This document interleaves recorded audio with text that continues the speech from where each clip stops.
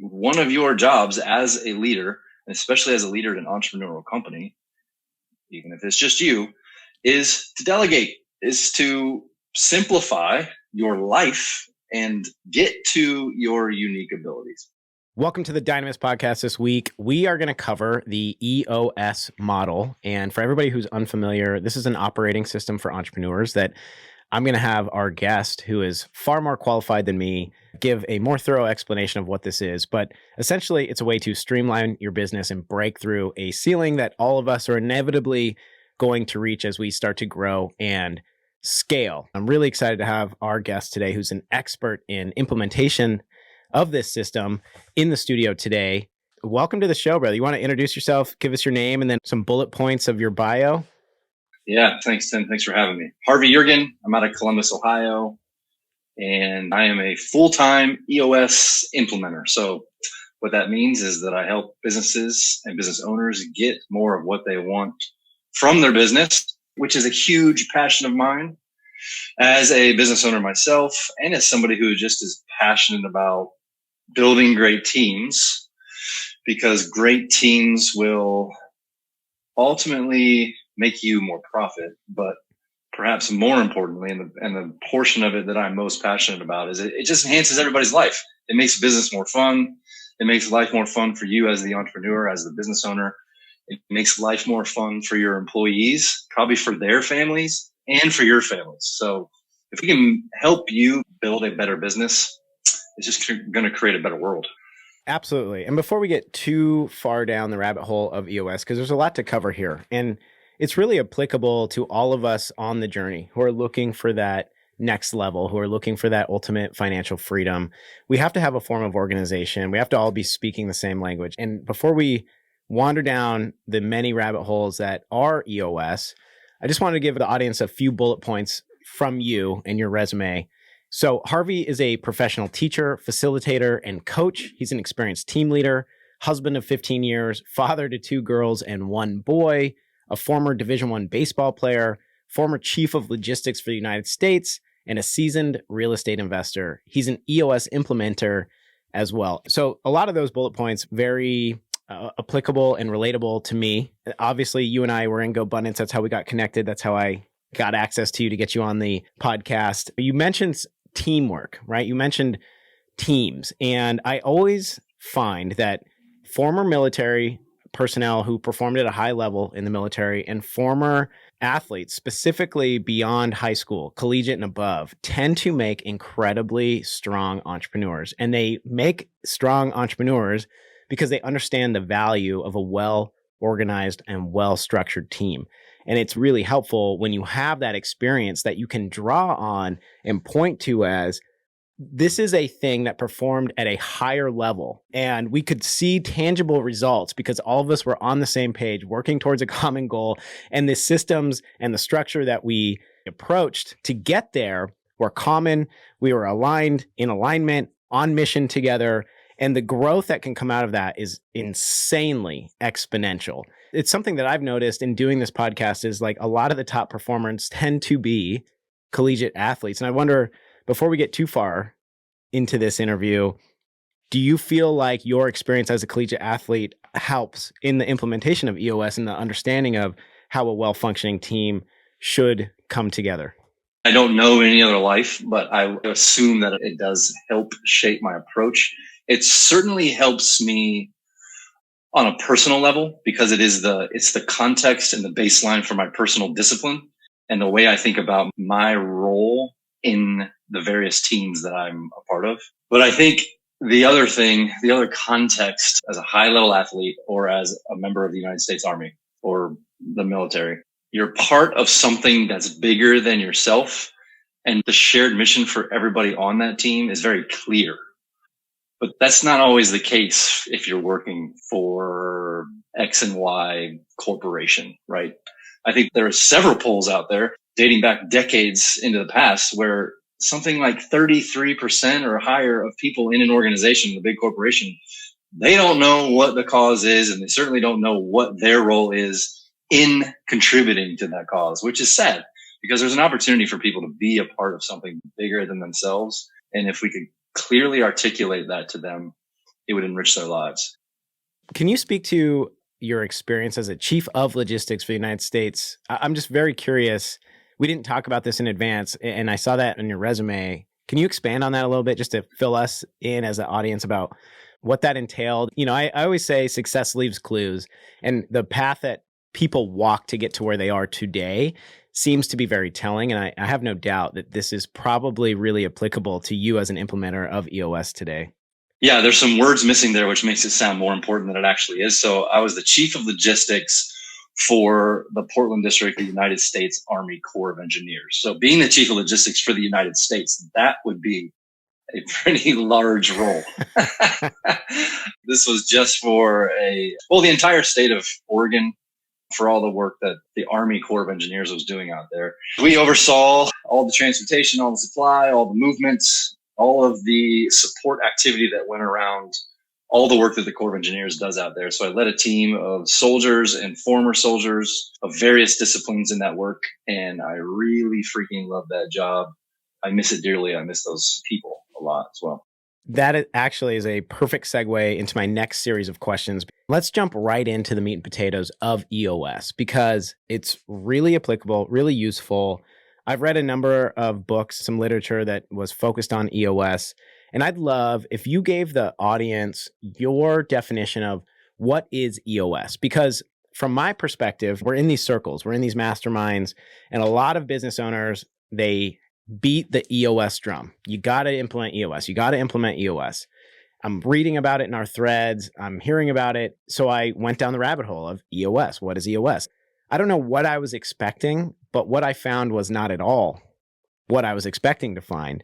I found it very intuitive, logical, just very, I don't want to say simple is a wrong word because it's not. No, that's simple. The right word.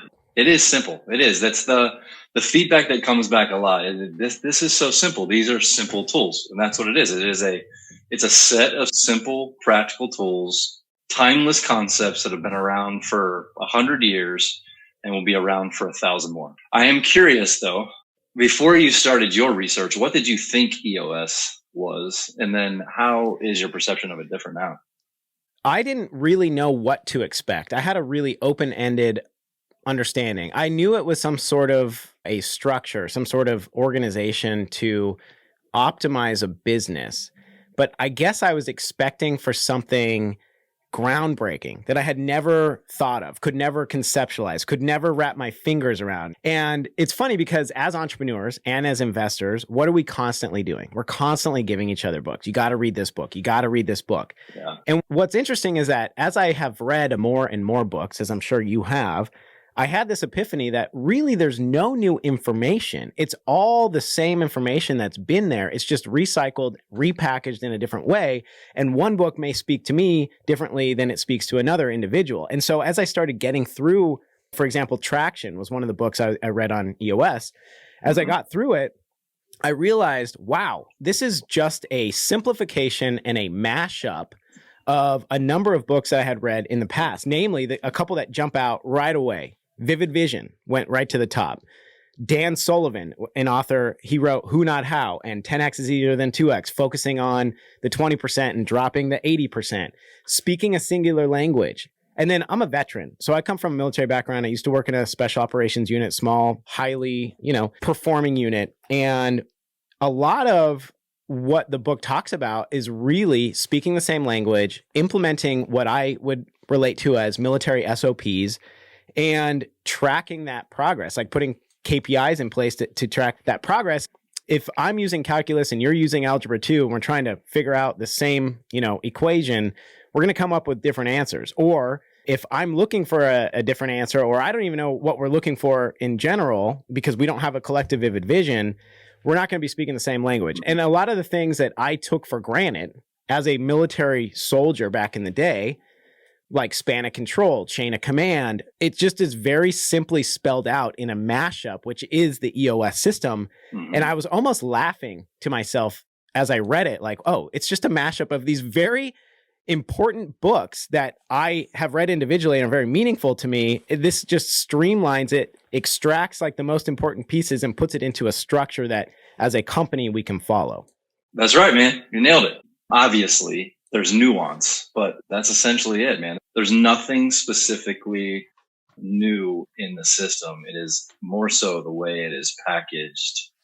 And it's packaged in a way where you can implement it and install it in your business and start getting traction sooner than otherwise, if not using the system. I'm taking too much for granted here because these ideals of span of control, like what's the optimal span of control? How delegation, how many people should you be delegating tasks to and checking up on using the chain of command? I take that for granted. To me, it's very simple. But from an outside perspective, if you weren't in the military and you weren't beaten with pain to understand these systems, it's not intuitive. And so it's something that I giggle about because it seems very simple.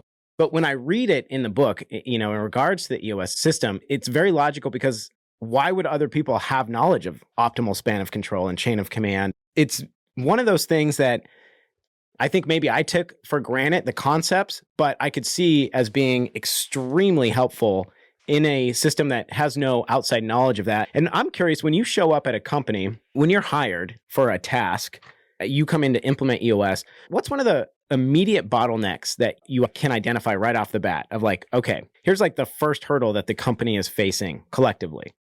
Yeah, it's obviously different for individual companies, but it's very common. And this was the case for my own organization before we implemented EOS. But the accountability chart, in that people not being clear on what the structure is, who's responsible for what, and who is accountable for which. The lack of clarity around the team and what everybody's individual role is. There's a reason why when we go in and implement EOS, the accountability chart is the first thing that we set up. It's because it's a banger, dude. It's a lot of value in a short amount of time. Sometimes, like the last client that I worked with, it took us 5 hours to set up their accountability chart. And there's 4 dudes in the room. It's not like we're talking to an organization with 20, 30 people. 4 dudes, and it took us 5 hours to set up the accountability chart. It often starts as a very complex organism that is not understood and it's not clear. And we really spent a lot of time picking it apart, getting things in the right places, getting the right seats structured for the organization, figuring out what the right roles are for each seat. And then the very last thing we do is we assign names and put people in those seats. More often than not, a really big bang for buck tool.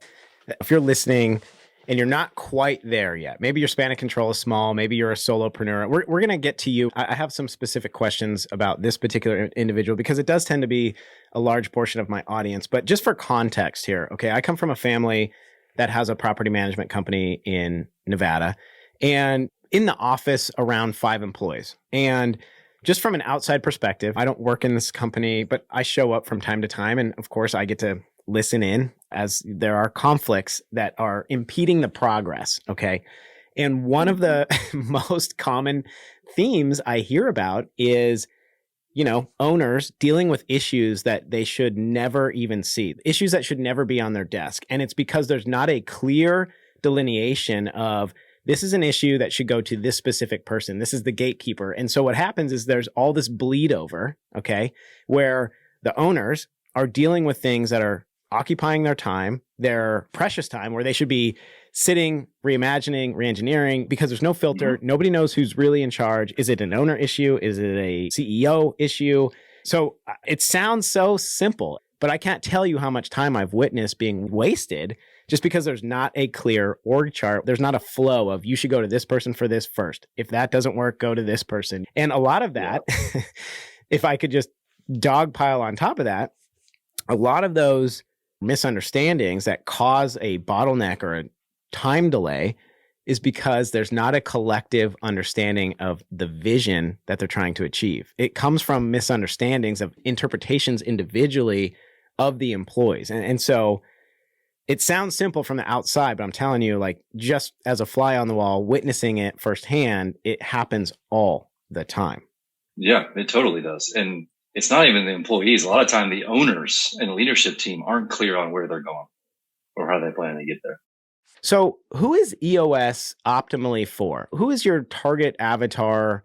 Who do you primarily help? Our sweet spot is businesses with at least 10 employees. So we say between 10 and 250 employees, and revenue between 2 million and 50 million. So gross revenue in that range. So small to mid-sized companies. Now, that's our sweet spot. That's where I operate about 80%, 20% on the fringes. So there are implementers out there that work with companies that have 1,000 employees. I work with companies that have fewer than 10. It still works. I think the more important side of our target market is attitude and their mindset. We also say that our target market is entrepreneurial in nature, which means that they're open, they're honest, they're willing to change, they're afraid of the status quo. In fact, they're more afraid of the status quo than they are of change. And they have some pain and they're willing to do something about it. Plain and simple. Entrepreneurial in nature. That's what makes the process work. And I want to get deeper into, I have some specific EOS questions, but a lot of the audience, as I mentioned, they're either solopreneurs, they have a span of control of maybe 5 to 10. A lot of them are freelancers. So virtual assistants, maybe podcast editors or social media editors, or somebody who writes newsletters. What do you have to say, or what advice would you give to a solopreneur or maybe somebody who has a small span of control with some freelance employees that knows that they're going to scale and grow, and they want to do so with a firm foundation to where it's an easy transition into the EOS model once that size is achieved? Yeah, this hits home for me because my EOS implementation practice is a solopreneurship, and I run on EOS. And I do use the tools for my one-person practice. And this is the way it works. One of the tools we use in EOS is called the VTO, and that stands for the Vision Traction Organizer. On one side, you talk about your core values. Then you talk about what your target market is. Then your 10-year target. Then your marketing strategy and your 3-year picture.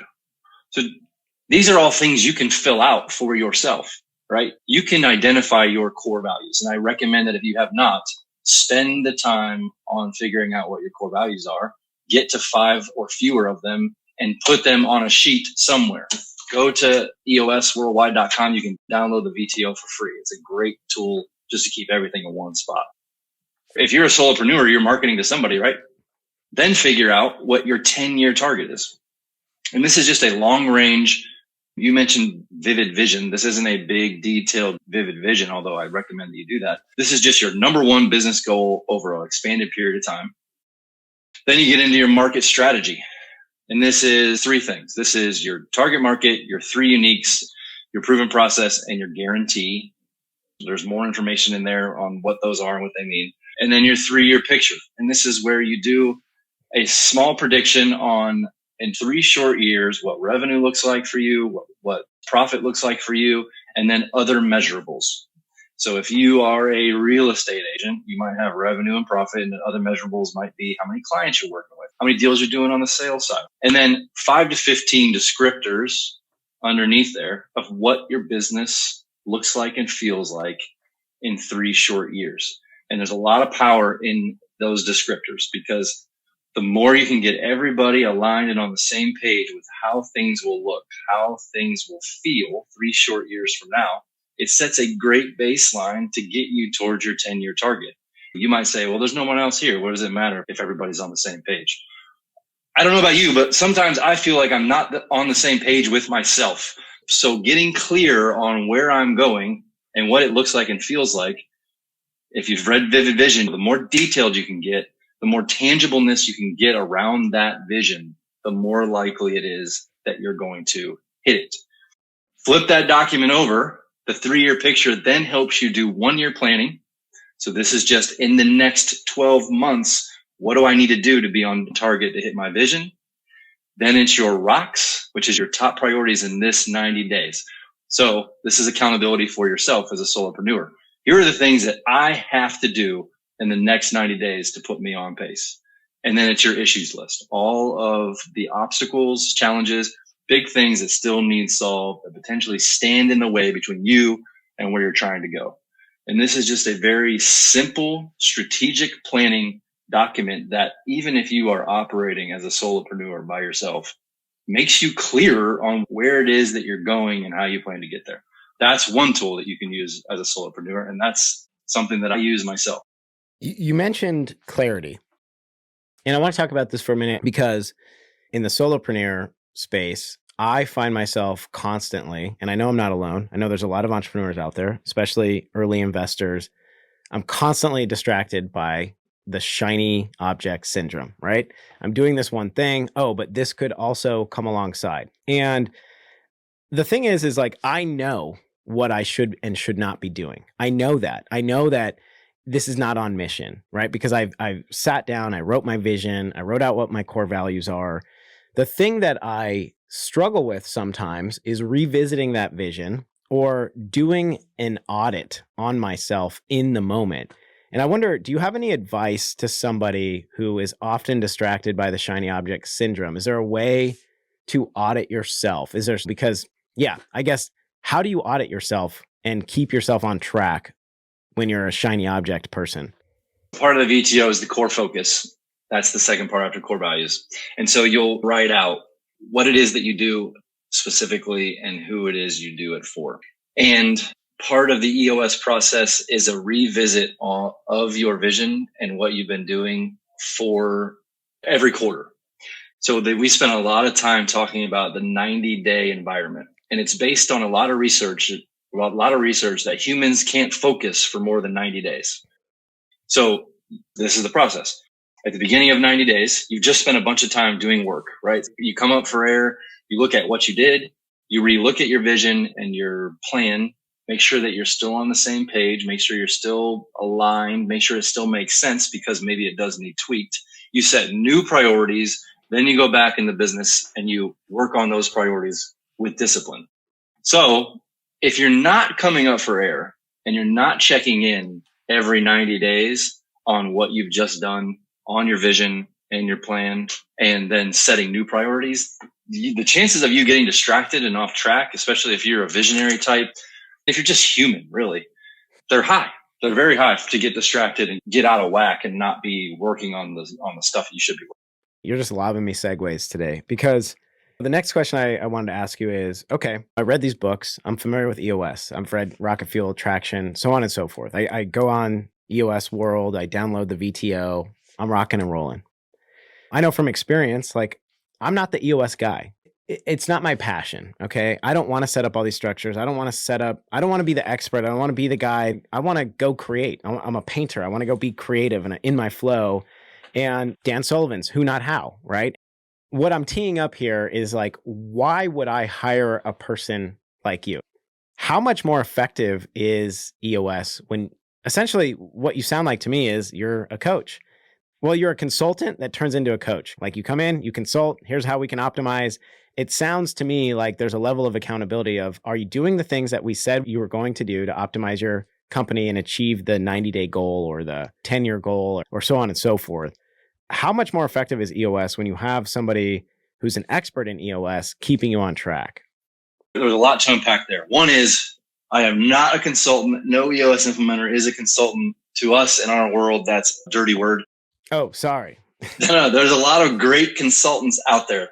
But when I think of consultant, I think of somebody who's going to come in and give you the answers and tell you what to do or what strategy to pursue because they're a guru or they're some sort of industry expert. That is not us. We are a teacher. I'm a teacher. I'm a facilitator and I'm a coach. I teach you tools and I help you along a journey to becoming an expert in these foundational tools to get you more from your business. I'm a facilitator in that I get in the room with you and your leadership team and I help drag out the wisdom in the room because more often than not, the answers are in that room. It's somewhere in your guys' heads and in your experience. And then you're right. My third role is that I'm a coach. I get to see entrepreneurial companies play this game day in and day out. I can watch you play the game in ways that you can't watch yourself play the game. And I can help get more out of you than you otherwise would without someone like me there observing and watching you play the game. The beginning of your question was something around... Well, I'm not the guy. I've read a couple books. I'm here creating a masterpiece, not building EOS structures. Yes. That is one of the fundamental leadership abilities to help you break through the ceiling and get to the next level in your business is, one, figuring out what your unique ability is. Another Dan Sullivan term. That's just knowing what you do best and what you like to do most. That's probably a very small set of the things that you do. And your journey on your path for growth, not just as a business owner, but as a human, is to carve out that set of unique ability and figure out what to do with the rest, whether that's eliminate, automate, or delegate. So one of your jobs as a leader, and especially as a leader in an entrepreneurial company, even if it's just you, is to delegate, is to simplify your life and get to your unique abilities. So yes, if EOS is the path for you, there's a couple different ways to do it. You can self-implement. And if you self-implement and you're not the implementation guy, well, then you need to find somebody who is going to own that process. I will say, however, that you've got to be involved. Even if you wind up in the visionary seat on the accountability chart, you're going to be involved in the process, even though you might not be the person actually cranking out the work. And if you decide that EOS implementer makes sense for you, you hire somebody who's an expert on these tools. They're helping you along in your journey to be an expert in these tools. They are facilitating the wisdom in the room in ways that probably is not going to happen if there isn't a third party in the room, because we all know it. Teams get in the room and they do the same old shit, right? The same conversations happen, discuss, no resolution, no identification of a core issue or a root cause. And so they don't solve anything. And then having a coach makes sense for a lot of reasons. High-level athletes, high-level performers, they all have coach because it's hard to observe yourself doing something. You made a comment, and selfishly, I'm going to sidetrack us onto this comment because it's something that's very applicable to me, something that I ponder a lot. And that is like, am I operating within my unique gifting, right? And my question to you is, let's say that I came alongside you and I said, hey man, Harvey, let's go. Like, let's do this. I want you on my team. Let's go. And you show up and you say, all right, well, what's your unique gifting? Or, where is your zone of genius? When I look at you and I'm like, Harvey, I don't freaking know. I got a lot going on, man. I'm doing this and this and this, and I don't know. Is that something that you help me identify? And if so, how? How are we going to identify where my zone of genius is?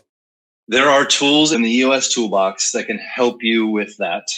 However, if you aren't doing the work yourself, if you're not setting aside time to be still and to create space and ask yourself critical questions about why you're on the planet and what you're best at, and something as simple as looking back over your career and thinking about, where did I thrive? Where did I make the biggest impact and feel the most alive? These are all breadcrumbs that will help you get to answering those questions. And then also you can use tools like, we have this delegate and elevate tool, very simple tool, and it's got 4 boxes on it. And the top quadrant says things that you love to do and are great at. There's 3 other boxes, and then bottom right quadrant is, I hate doing these and I'm not very good at them. Just put it on your desk or keep it with you. And every time you do something, you engage in anything, put it in one of those quadrants. And I'm not just talking about professionally, personally too. If you cut your grass and it freaking looks like shit when you're done with it and you don't enjoy it, it goes in the bottom right quadrant. And then everything beneath the line needs to be eliminated, delegated, or automated. And that's just some structure and some framework that will help you wrap your mind around where I need to elevate to so that I'm doing what I'm here to do. What about clarity? Because this is another struggle. Like every year at the end of the year, I sit down with a journal. I take some time in nature, no cell phones, no electronics, no kids, no wife. And I go for a long walk and I just think and I contemplate and I journal. And usually in that journal, I have what I call these levee breakthroughs. It feels like the dam breaks and I have this creative flow and I'm journaling about what do I want the future to look like. The problem though is that it can be a little ambiguous, a little vague. And a lot of the problem with traction, especially in the incipiency and the growth phase, is that there's not a clearly defined one thing. It's like this shiny object syndrome again, where like we're going this way, but this could complement and this could complement. Is what you do as far as like the teacher and the coach, is part of what you do helping the entrepreneur, the owner, the visionary maybe gain some more solid clarity? And I know this is something that like you can't give to somebody. They kind of have to have it. But are there tools that you come alongside this individual and help them cement a more stable sense of clarity? Because yeah, I have clarity when I journal and I'm like, this is where I want to go. And 6 months later, I'm like, I don't know where the hell I'm going. I'm spinning in circles over here. I know what that feels like, dude. That's my life. And I'm a freaking EOS implementer.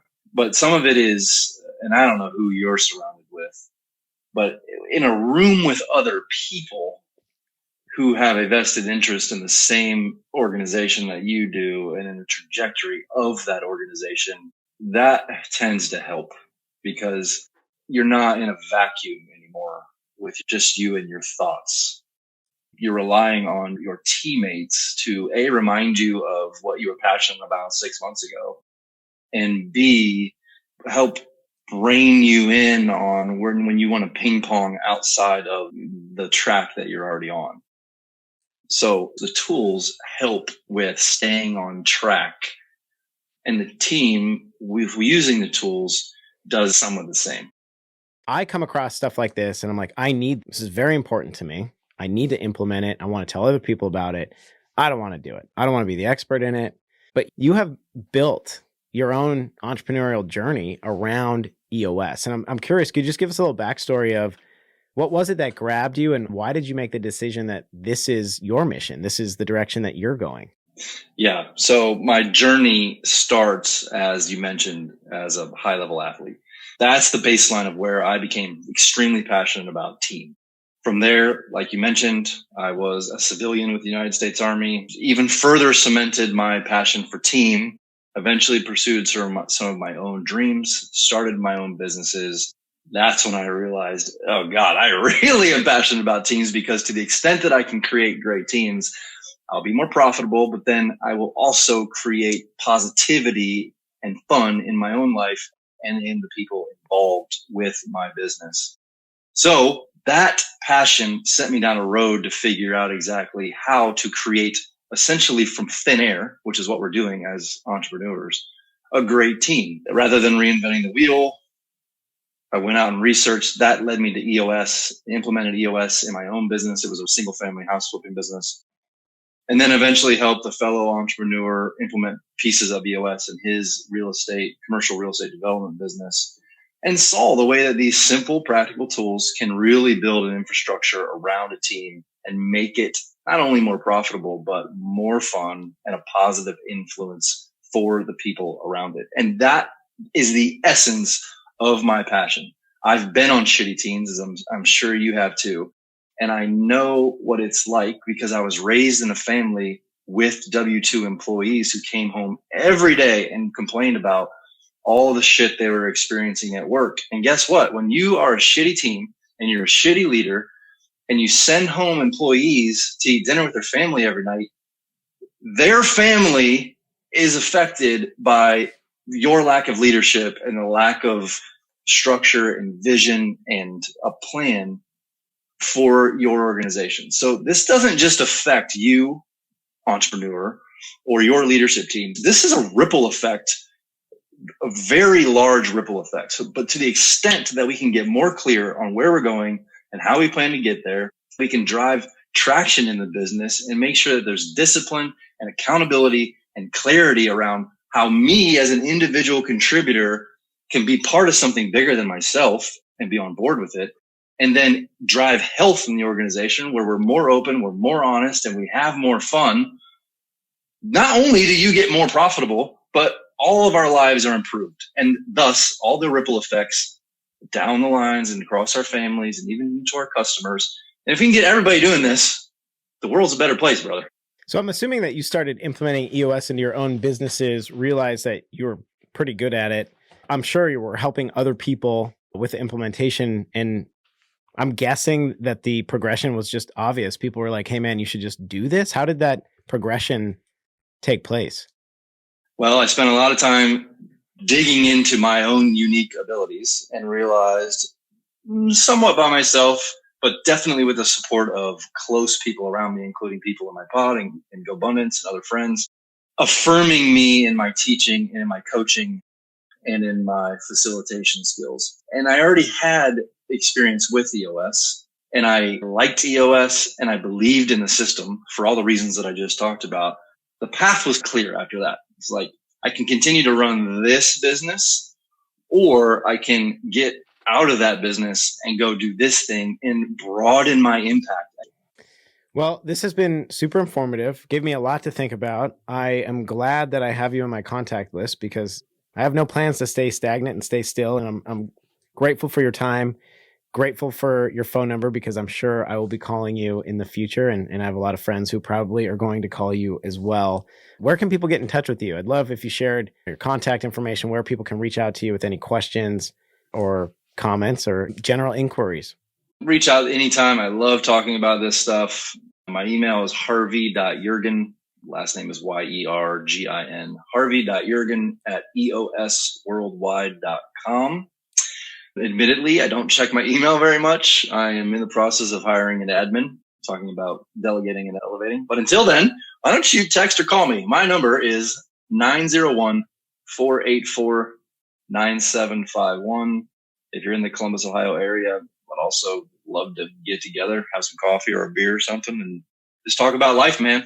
Harvey, I appreciate you. I appreciate your time today. Thank you so much. For everybody listening, I hope this was informative. And you know what? As a reminder, please, if you like this show, if it was helpful to you, if you're learning from this show, please like it, subscribe, tell your friends, bring people on and listen to this show. We're just trying to give information away to make everybody more autonomous and dangerous. And of course, if you're local, if you're in the area, don't forget our Pints and Properties meetup the first Tuesday of the month at 6 p.m. at the Narrows Brewery. I love seeing people there from the show up.